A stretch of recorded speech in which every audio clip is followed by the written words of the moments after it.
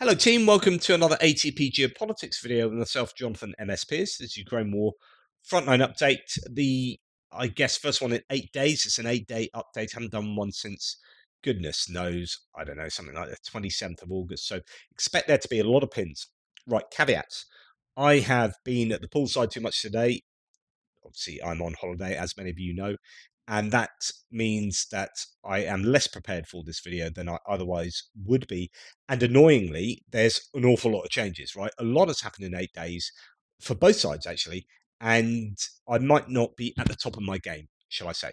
But hopefully this will give you at least some idea of what's going on. We're going to go to the north in the Sumy direction, where first of all we can see that according to Dnipropetrovsk, the Ukrainians have been pushed back in Tetkino. That's a bit of a shame. The Ukrainians had the upper hand there for quite a long time, but the Russians seem to have recognized that that is a bit of a PR loss, and they have thrown in some extra troops there, pushing back the Ukrainians to the outer edges of Tetkino, and yeah, uh, they are under the cosh there. So that's a shame. But I think the Ukrainians are concentrating quite a bit on other areas in Sumy, pushing up the Russians back towards the Ukrainian-Russian border between Sumy and Kursk. And we can see that Kindrativka, they had success there previously. I reported on that on my last video, and they've actually had more success around Andriivka, pushing the Russians fully out of Andriivka. Both mappers, Andrew Perpetua and Suryat Maps, the pro-Ukrainian mapper, but an objective mapper, and a pro-Russian mapper, showing that the Ukrainians have pushed the Russians back. Now, just a reminder here for those who haven't seen my mapping updates before, the light blue pins show Andrew Perpetua's map, and that's where the Russian defensive line was previously. And the blue line is where he says the Russian defensive line is now. So remember, there'll be some grey zone between there and the Ukrainian defensive line, because I synthesized two mappers here with the help of JR. Thanks, mate. I don't show the grey zone or the Ukrainian defensive line because that'd be too many lines. So we just concentrate on the Russian defensive line. So there may be moves in the grey zone one way or the other, and that won't show up on the map. So these light blue pins show that the Ukrainians have pushed the Russians back. It's a positive sign for the Ukrainians. The dark blue pins show a positive sign for the Ukrainians for Suryat Maps, and the orange line is the Russian defensive line for Suryat Maps. So we can see that the Ukrainians have really pushed the Russians back north of Andriivka, and Oleksivka, you would imagine, is next on the agenda for the Ukrainians. So you can see that here. So the AFU has advanced north of Andriivka in the Sumy region, says Grayskull. That's exactly what we see, with both mappers agreeing that that is the case. Slightly larger Russian area of control here for Grayskull than we have possibly on the map here. A little bit of difference with that area of the map. In fact, Surat Maps has a slightly less charitable map for the Russians as than Andrew Perpetua. He has a Russian defensive line back here. Surat Maps has it much closer into Oleksivka, which is somewhat um, uh, unusual, I guess. Here we have as well, in the northern direction, Sumy Oblast, northwest of Andriivka, says End Strike, and towards Aleksivka or Oleksivka, depending on how you transcribe it, the armed forces of Ukraine are conducting successful offensives against the positions of the Russian occupiers. And here we have the same sort of claim that they're moving into this area. That's a grey zone, as you can see there. But the Russians being pushed back defensively in that area. And there you see it. So that's what's going on there. Just this has, I think, only just come out. Yeah, 5th of August, just come out. Right, so after Ukraine's 225th Assault Regiment liberated Andriivka and Konstantinivka, another one, and together with other Ukrainian units, completely wiped out a Russian company that had been encircled in Kondrativka, Russian forces have found themselves in a very difficult situation. So here's a claim that there were, and we heard rumors about this, that there were Russians that were surrounded in Kondrativka before Kindrativka was taken. Not many details come out about that, but it doesn't surprise me that now we're hearing claims that the Russians were probably surrounded there and we're in a difficult situation. The 30th Motorized Rifle Regiment of the Russian Armed Forces, 72nd Motorized Rifle Division, one of those companies was previously destroyed in Kundrativka encirclement, is once again trapped, this time in Zolotarevsk Forest. Okay, so here we have Kundrativka, Andriivka, and I think that must be Oleksivka. So here we have that area where the Ukrainians are moving in that direction. I don't know exactly where in the forest we're talking about here. This time in the Zolotarevsk forest, where they are surrounded by water on three sides, and Ukrainian forces are pressing them from the fourth. Ukrainian troops are also continuing to push forward near Oleksivka and Volodymyrivka, and with considerable success. That's quite a big language there, considerable success. We have, sorry, I'm moving around quite quickly here. So Oleksivka there, the Ukrainians pushing on there. I'm guessing that we're talking about this area. So here we have three sides that here we go, Zolotaritsky Forest. So it's not really a forest, but there are some wooded areas up here, and some tree lines, and some forest areas around here. Now, if the Russians are captured in or positioned in this area, it's going to be pretty difficult to get out of Dodge, right? The Ukrainians pushing from the south, water encompassing them, north, west, and east. That's going to be some tough times for the Russians there. So some success for the Ukrainians in the Sumy area, and I think this is where they're really concentrating at the moment. The Ukrainians, and some success for the Ukrainians further to the east, here around Miriapilia,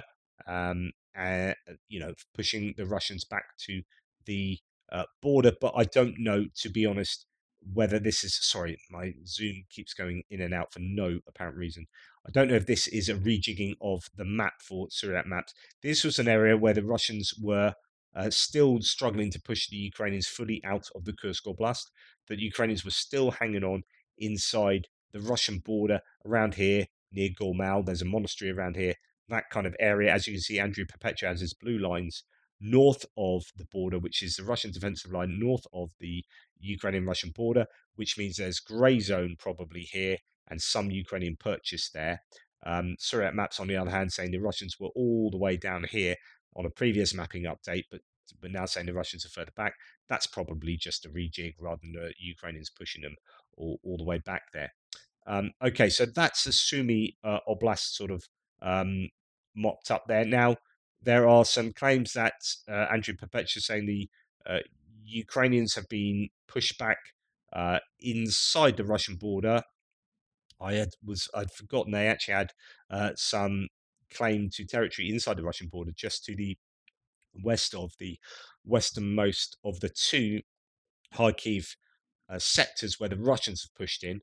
Both mappers show that the Ukrainians have had some success around Lyubimka. I think there were some aviation strikes around Lyubimka the other day. So the Ukrainians bringing in some close air support to their activities in that sector. And as we come further to the interesting, actually, I'm going to stop on Vovchansk for a second. That's where I'll be talking about that tomorrow morning. Some Russian soldiers have been captured again for the second time. So they're captured in Vovchansk in 2024, and then they have been released in a prison swap and sent back to Vovchansk and been captured again. And I believe that's a war crime. To force prisoners of war that have been released back into war straight away, I think is against the Geneva Convention. But I'll have to look into that. But anyway, interesting that's happened there. Right, we're going to come to this area that I've not really talked a lot about previously, Maliivka, where the Russians have moved into the Kharkiv Oblast at a third point other than the two that we've just seen over there, and ignoring obviously what's going on around the Oskil River further to the south here. But the Ukrainians have had some success in pushing back there a little bit. Here we can see that from Grayscale's mapping. The AFU 6th, I don't know, some kind of 6th Brigade there, advanced on the Russian flank near Chihunivka, Velikobulutsk direction, basically just north of the Maliivka area there. You can see these two areas, Chuhinivka and the other village there. So some success for the Ukrainians there. Right, then we come down to the front within Ukraine that we are more used to. And we can see that according to Surat maps, the Ukrainians are being pushed back in the Kupiansk direction, north of Kupiansk, according to Surat maps. But there's quite a different interpretation of the mapping here. Comparing Surat maps to Andrew Perpetua's mapping gives you, some real differences of opinion there. So take what Surat map says with a pinch of salt. That probably does indicate that there have been some DRGs, some deep reconnaissance groups operating in the area. It doesn't mean they control that, but as soon as the DRGs or as soon as a single motorcyclist um, sets wheel in any area along the front line, Surat maps will claim that as Russian controlled. So just understand that that's how they do the mapping. I have both mappers to give you an understanding of what I would say what each side is saying, but actually Andrew Perpetua isn't like he's pro-Ukrainian morally and politically, but in his mapping he's completely straight down the line, and he won't do things unless there's evidence for shifting those lines. So I would say we have a pro-Russian mapper in Surat maps here and an objective mapper in Andrew Perpetua, and I'll die on that hill if you're a Russian troll and you want to argue that. Right, so some success for the Russians south of the Pishchani sector, as I call it, which is the area that the Russians have gained at the Oskil River. So you have Kupiansk up here, the Oskil River that comes down here, and the Russians gaining up to the Oskil River, but haven't had masses of success since they took that land. And now, according to Surat Map, some success, but we're going to come down further south from there. So that's around the Lazova area. That's not the Lazova where the train station was hit just recently, though.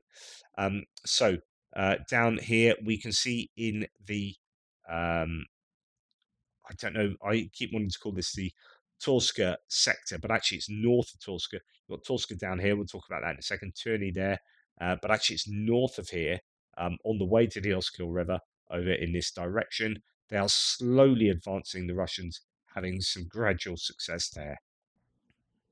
So here we have some success for the Ukrainians around a small village of Kharkivka. That is actually detailed to some degree in a couple of these sources here. The armed forces of Ukraine, through a successful counterattack, advanced south of the village of Kharkivka in the Luhansk front and drove Russian forces out of their captured strongholds. Good news for the Ukrainians there. And then we come down to Torske. But before we get to Torske, it is, according to Surat Maps, a pro-Russian mapper, a case of success for the Russians in pushing westwards in this entire sector, but not agreed upon by Andrew Perpetua, at least not yet. So it could be jumping the gun there as far as Surat Maps is concerned. When we come further to the south, we can see around these water areas north of these lake reservoir areas north of Torska, there is some success for the Ukrainians, but the Russians also having some success, according to Surat Maps. So a bit of push and shove there. Here we have the AFU counterattacking in Torska. So it's interesting to me that we're at a point where the Ukrainians are counterattacking in a number of places, but in a kind of small way, just stopping the Russians from advancing like everywhere all the time. But yeah, there are some claims that the Ukrainians are saving up for a big counterattack, maybe later in the summer, late into autumn. But I don't know, because there are also claims that the Russians are readying themselves. In fact, there's a claim today that they're netting 9,000 troops a month at the moment in terms of difference between recruitment and casualties. And that is, of course, huge. And if that is true, then the Russians are able to amass some troops ready for their own proper offensive going forward. So you get these similar claims from both sides. Right. Andrew Perpetua shows that the Russians have gained in the area to the north of the Serebrentsky forest, kind of west of Kreminna over there. That's that city or town over here. But there's a small village or town in the Serebrentsky forest called Dobrova, which was fought over earlier in the war. after the kind of lightning counteroffensive that the Ukrainians succeeded with, pushing the Russians right back here. This was kind of on the edge. The Ukrainians took it, and then the Russians took it, and the Ukrainians took it. They were just south of there. Now the Russians control that area more predominantly. The Ukrainians have retaken a small area of land there. Fighters of the Ukrainian Armed Forces 53rd Brigade liberated several positions south of Dobrova in Luhansk.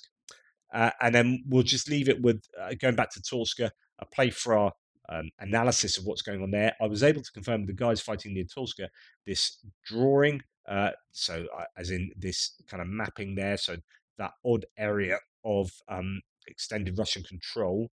Let's try and put that over here. So that's going to be this area just going into the southernmost part of Torske. So Playfar are saying that actually there is confirmation of this. Let's read the details. Russian forces advance in Torske, and I was able to confirm with the guys fighting near Torske at this drawing, the Ukrainian mountaineers and 52nd Rifle Battalion have been making small effective counterattacks on the southern edge for the past few days already, and the mountaineers especially don't seem to be experiencing any large manpower shortage like they are in Radinska. Whoever draws Torska in red, again, is incorrect, as in the town itself. The situation is somewhere between grey zone and Russian control. Let's call it soft Russian control, and that soft control is mostly concentrated in the northern part of the settlement. At the moment, it looks like their main efforts are not here, but rather further south at Serebianka, Seversk, and Vimka. In Torske, the character of fighting is constant positional battles.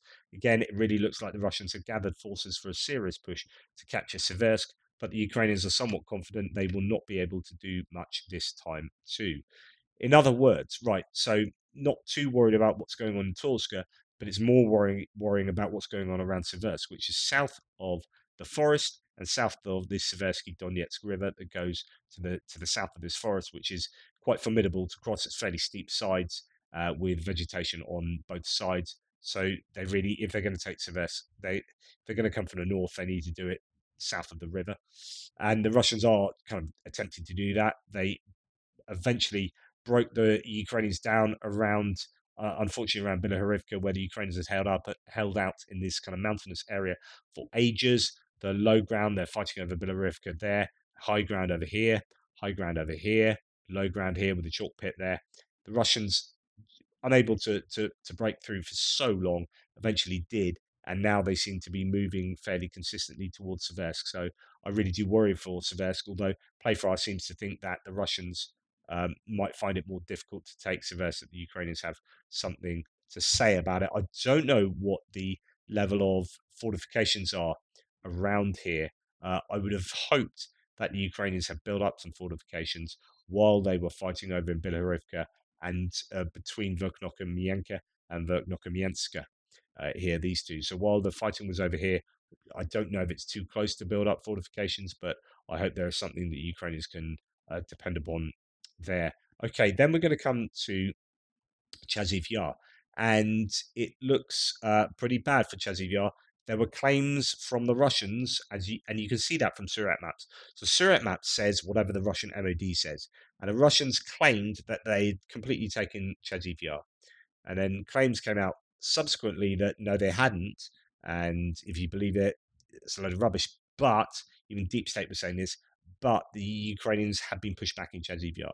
So actually, Andrew Perpetua's analysis is probably more accurate, which is to the south here, the Russians have made some fairly significant advances, considering it's been a bit of a stalemate here for the best part of a year. There have been incremental gains for the Russians, but nothing like what Surat Maps is claiming here. However, it is looking dodgy for the Ukrainians now. So Russian forces continue to advance in Chasiv Yar with approximately 90% of the city under their control. Not the whole of it, but most of it. Footage shows Ukrainian strikes targeting Russian positions within the city. So that's clear that the Russians are in those positions if the Ukrainians are targeting. And of course, if Chasiv Yar is in trouble, then that spells a lot of problems for Konstantinivka, where the Russians are pushed or have pushed through Torsk and New York, and to the south here, encroaching upon Konstantinivka. It is now, well, every week it's getting more and more vulnerable. And if they're broken somewhat in Chasiv Yar, then that is an issue. Remember, though, the Ukrainians were expecting to have lost Chasiv Yar by the end of last summer. That's what the Ukrainian commanders in Chasiv Yar were saying. Remember, Greg Terry was communicating with them. He said, I was just in Chasiv Yar, spoke to the commander there. He was thinking we're going to lose it by the end of summer, and they didn't. And it's another year, and they are still holding on albeit by fingertips. So it's been pretty heroic there. But Chasiv Yar is certainly looking in a very vulnerable position there. However, there are claims, as you can see here from Grayskull, that the Ukrainians have counterattacked in the Chasiv Yar area. Just trying to work out where that is. That is, I think, is that through Stupotchki around here? So possibly around this area here. We have, yeah, just that kink in the road there, south of there. So that is to say, around this area. Sorry, I'm just going to go back to that. Yeah, at that, I don't know if that's a tailings, or it's a mining area. It's that Stupotchki mining area. It looks like the Ukrainians have fought back there.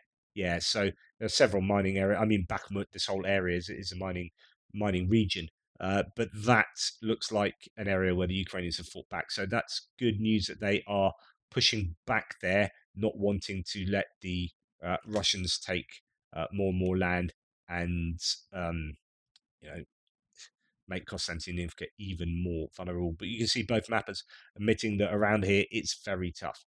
Right along this front, the south of Konstantinivka, all the way to the Pokrovsk area, the Russians are gaining, and scarily, at least according to Suryat maps, not so much according to Dnipropetrovsk. So that's worth taking into account.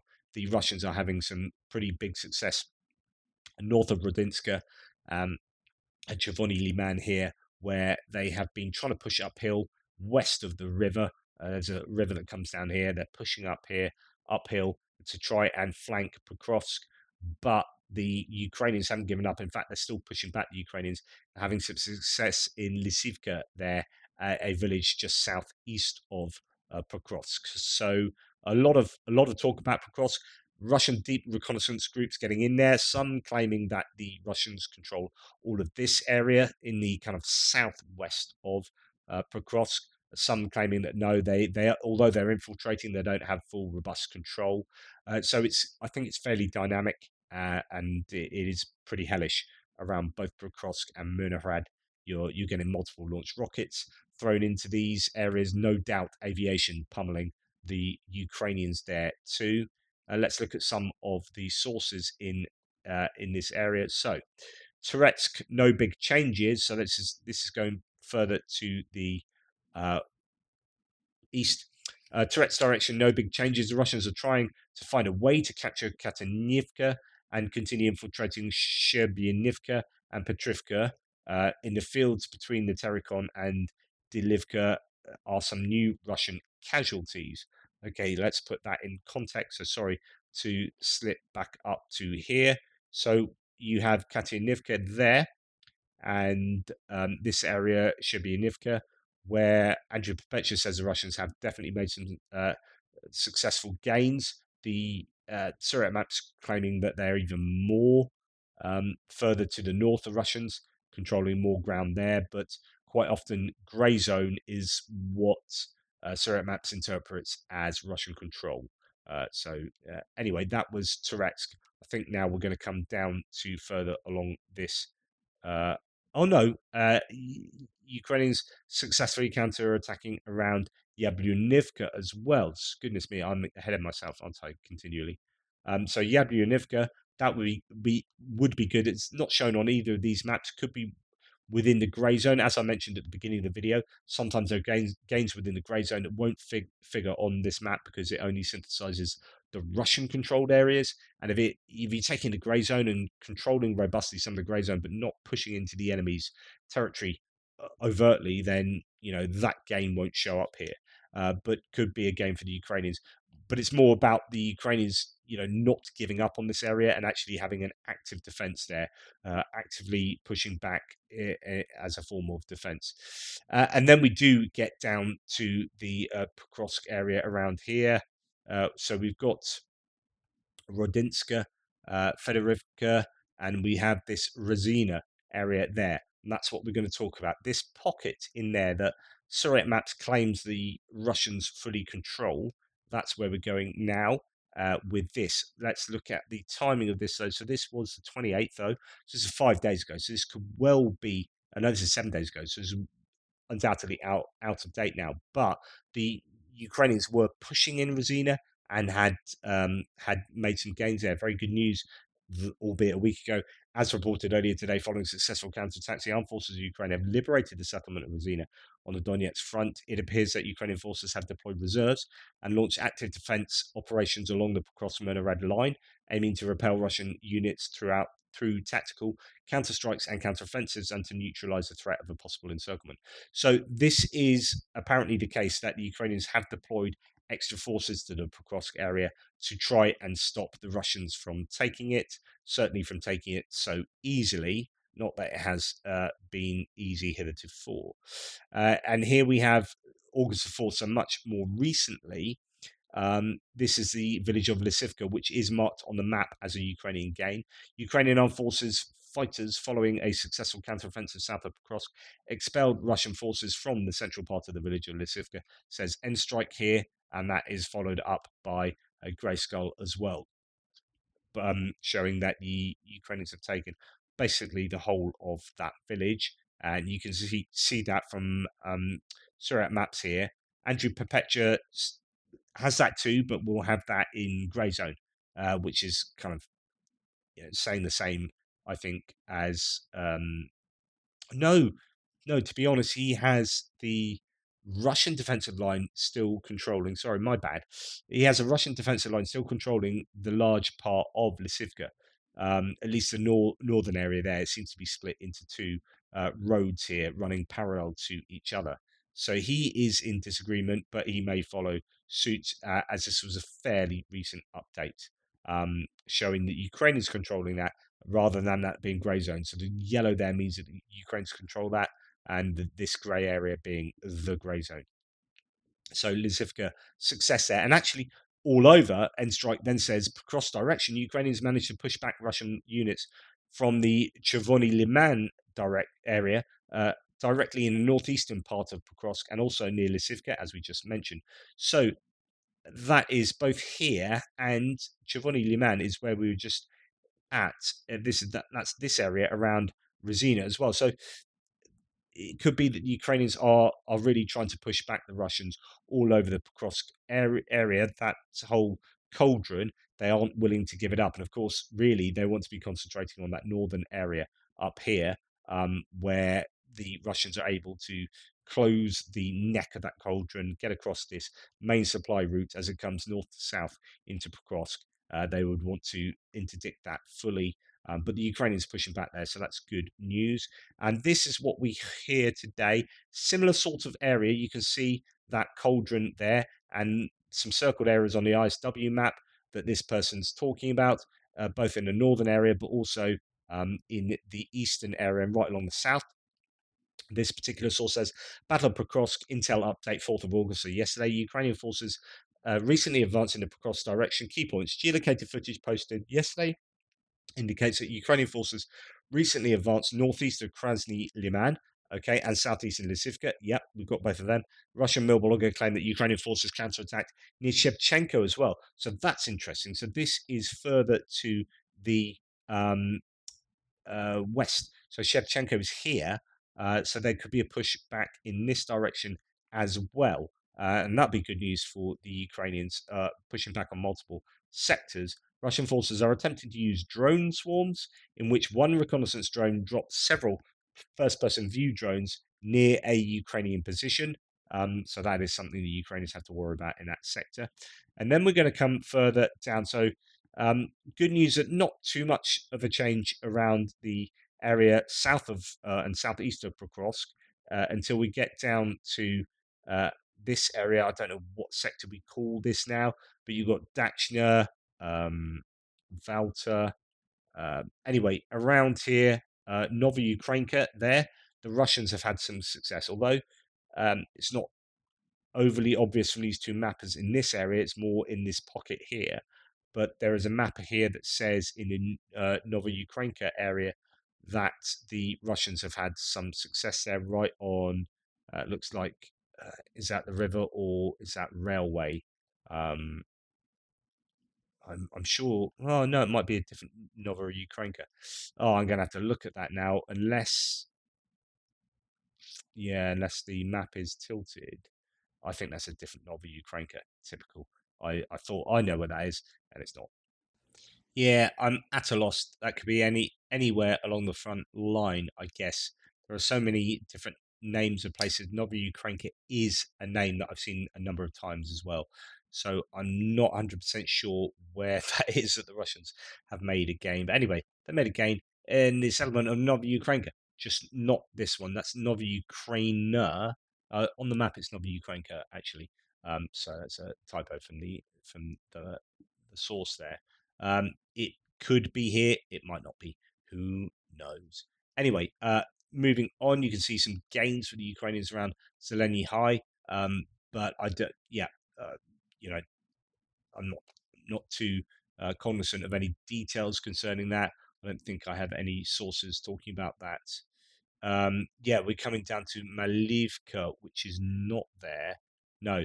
So, or is it actually Maliivka? Rifle might be. Oh, I did see that. Yes, no, we're coming there. Okay, so um, as you can see, the Russians making some fairly substantial gains around here. Interesting mapping going on. I'm not quite sure that, quite often you see the Russians or the Ukrainians taking tree lines and therefore taking fields, and that gives them kind of particularly weird geometric shapes of control, because it all depends on the tree line. So if they take a tree line all the way up here and then take a tree line down there, then, as you can see here, Andrew Perpetua has the Russians in control of this area. But a very thin neck here that could cut off all of the troops there. But that's just the way it goes with these very rectangular fields and tree lines, and trying to advance along them. But anyway, some pretty sizable Russian gains in this whole area. Claims that the Ukrainians are pushing back at Maliivka there. Several sources saying that fairly recently. I say fairly recently, that's 5 days ago. Fighters of the 31st Brigade of the Armed Forces of Ukraine have liberated the western part of the settlement of Maliivka. And here we have that same claim even earlier, actually, 29th there. The Ukrainian forces counterattacked the eastern in eastern Dnipropetrovsk, right, recapturing at least half of Maliivka. Now, the village was captured by the Russians 3 days previously. The reason why this is important and why I've highlighted this is because if you look here, the white dotted line, that's Dnipropetrovsk Oblast, right? So if the Russians get into here, then they can say, right, we're going to rewrite our constitution such that Dnipropetrovsk is part of Russia, and then our new objectives are going to include not only Luhansk, Donetsk, Zaporizhzhia, and Kherson.